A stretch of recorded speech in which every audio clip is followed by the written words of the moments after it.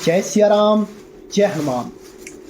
आज हम आप लोगों को इस वीडियो के माध्यम से बताने जा रहे हैं, जितने भी हमारे राम नाम के साधक हैं या किसी भी मंत्र की साधना करते हैं, किसी भी मंत्र की उपासना करने वाले भक्त हैं, उनको हम बताना चाहते हैं कि जो लोग ये कहते हैं कि कितना प्रतिदिन जाप करना चाहिए जिससे कि हमें भगवान के दर्शन प्राप्त हो, उनकी कृपा प्राप्त हो, उनकी शक्तियाँ प्राप्त हो और हमारे जीवन में चमत्कार हो।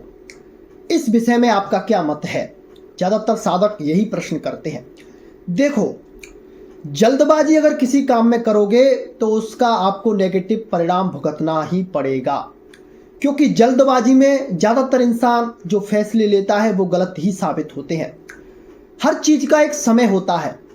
आप एक पौधा लगाते हैं तो सबसे पहले उस पौधे का एक बीज होता है कि आपको पता है उस बीज के अंदर कितना विशाल पौधा छिपा हुआ है अगर उसकी देख रेख ठीक ढंग से हो जाए तो।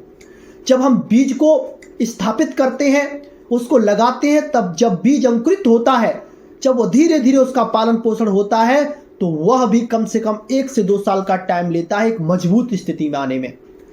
तो आप लोग ये जल्दबाजी के चक्कर में ना पड़े।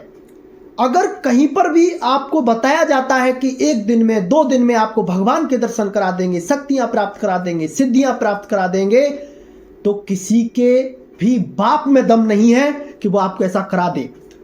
क्योंकि भगवान, हम ये नहीं कहते कि मिल जाएंगे, आपको मिलने के लिए 1 सेकंड में भगवान मिल सकते हैं, लेकिन उस जगह पर आपका मन की स्थिति डिपेंड करती है। जिस समय आप पूरे समर्पित भगवान के प्रति हो जाते हैं, तन मन धन सब कुछ प्रभु के लिए लगा देते हैं, तो प्रभु फिर अपने भक्त पर रीझ जाते हैं। क्योंकि प्रभु जो है अपने सेवकों पर विशेष प्रीति करते हैं। वो सेवकों के लिए मर मिटने के लिए तैयार होते हैं। क्योंकि जो सेवक होता है ना, प्रभु का सेवक प्रभु के आश्रित होता है, वह सारे रिश्ते नातों को एक तरफ तोड़े हुए खड़ा रहता है। वह बोलता है कि आप बस आदेश करिए किस समय इनको छोड़ना है। वो फिर उसमें विलंब नहीं करता है, जैसा प्रभु का आदेश होता है वही करता है। ये वाला चरित्र आपको लक्ष्मण जी के चरित्र में देखने को मिल सकता है। जब श्री रामचंद्र जी को वनवास हो रहा था, माता सीता जी रामचंद्र जी के साथ जा रही, तो लक्ष्मण जी सुन्न अवस्था में बिल्कुल आंखों में आंसू लिए अपनी आवाज को बंद कर मूक होकर प्रभु श्री राम जी के सामने खड़े हुए थे। श्री राम जी को वह अपने मन में बसाए हुए थे और संसार से नाता तोड़े हुए जब श्री राम जी ने उनको देखा तो उनको कुछ नीति की बातें उन्होंने बताई। तब लक्ष्मण जी ने उनसे कहा कि नीति की बातें उनको बतानी चाहिए जिनको ज्ञान चाहिए, जिनको यश चाहिए, जिनको कीर्ति चाहिए। मैं तो आपके चरणों का दास हूं, मुझे आपके चरणों की सेवा चाहिए। मुझे इन चीजों से क्या करना, आप तो बस आदेश करिए, मुझे करना क्या है। तब प्रभु श्री राम जी ने उनकी अनन्य भक्ति देखी, उनके मन के शुद्ध विचार देखे, पूर्ण रूप से समर्पण उनका जब देखा, तब श्री राम जी ने उनको बहुत शीघ्र ही अपने साथ चलने के लिए तैयार कर लिया। माता सीता जी को बहुत समझाया प्रभु श्री राम जी ने, लेकिन लक्ष्मण जी को इतना नहीं समझाया था। मात्र 2 शब्दों के बाद ही उन्होंने फैसला कर दिया था, क्योंकि ये मेरा सच्चा सेवक है, ये मेरे बगैर रह ही नहीं सकता।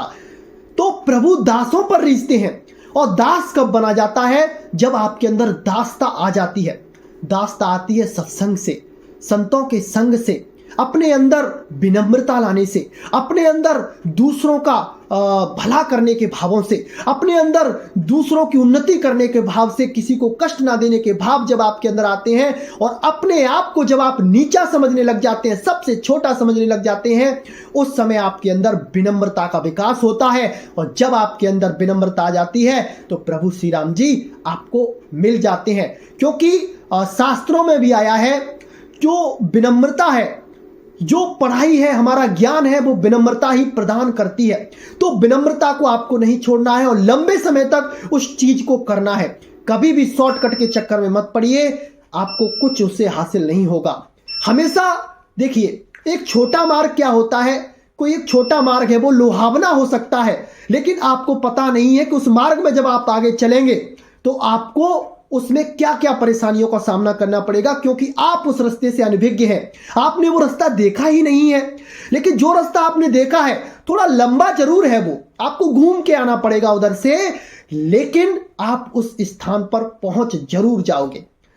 तो आपको हमेशा अपनी मेहनत पर भरोसा रखना है और ज़्यादा से ज़्यादा जाप करना है। हम तो आपसे ये कहेंगे कि एक दिन में जितनी आपको श्वासें मिलती हैं, लगभग 72,000 श्वासें एक दिन में चलती हैं, तो हम तो ये कहते हैं कि आपका 72,000 बार राम नाम का जाप होना चाहिए। जितना ज़्यादा आप राम नाम का जाप कर लेंगे उतना कम है। जितना ज़्यादा राम नाम का जाप करते जाएंगे उतनी ज़्यादा आपको शीतलता, शक्ति, शांति, सिद्धि, प्रसिद्धि सब कुछ अपने आप मिलने लग जाएगी। क्योंकि जब आपके अंदर संतोष आ जाता है, जब आपके अंदर चीज़ों की प्रतीक्षा करने के भाव आ जाते हैं, एक सहनशीलता और अपने कार्य को जब तक आप सिद्ध नहीं कर लेते हैं तब तक आप रुकते नहीं हैं, तो आपको हर चीज़ में सफलता मिल जाती है। चाहे वो नाम जाप हो, चाहे आप कोई व्यापार कर रहे हैं, चाहे आप कोई भी क्रिया कर रहे हैं, उसमें आपको 100% सफलता मिलेगी। तो आप अपने अंदर विनम्रता को लाइए, आप अपने अंदर सहनशीलता को लाइए, आप अपने अंदर पेशेंस लेके आइए कि चीज़ों का इंतजार करिए। सही समय जब आपका आएगा तो सब कुछ आपके अनुकूल होने लगेगा। जब विपरीत समय होता है तो आप जब सीधा भी काम करते हैं तो वो भी उल्टा साबित होता है। तो समय की भी बहुत बड़ी मांग है, बहुत बड़ी भूमिका है आपके जीवन में। तो समय का इंतजार करिए, लंबे समय तक जाप करिए, ज़्यादा से ज़्यादा जाप करिए, जिससे कि राम जी आप पे कृपा करें और आपके जीवन में खुशियाँ आएँ और आपको सब कुछ प्राप्त हो जो आपके मन के भाव हैं, जो आप चाहते हैं। बालाजी महाराज आप पे कृपा करें। आज के लिए बस इतना ही। जय सिया राम, जय जय हनुमान।